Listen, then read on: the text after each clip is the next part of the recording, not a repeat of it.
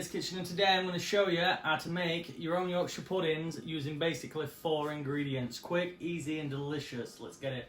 First off, you're going to need vegetable oil or sunflower oil because that gets hot quick. You can use olive oil, but it'll take a little bit longer. Right, so we're just going to dash that in there. Now what we're going to do is we're going to get your thing. We're just going to wipe it in. Dip it in. Basically just that. For how many you're making, obviously adjust this recipe accordingly.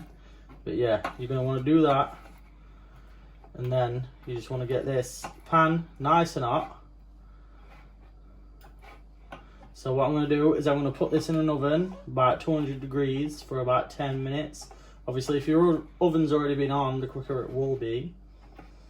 But yeah, just make sure that's all nice and done.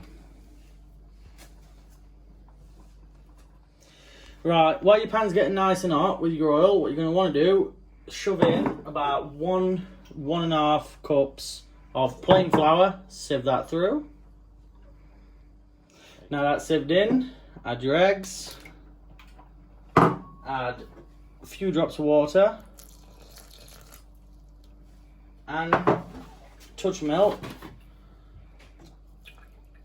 Then you're going to want to whisk until it's like a pouring cream consistency.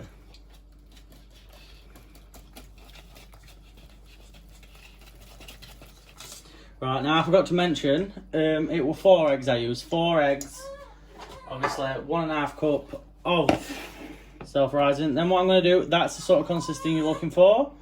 I'm going to tip that into this just purely because it makes it easier to tip in. Right, now my oil's piping hot, what I'm going to do is I'm just going to fill them.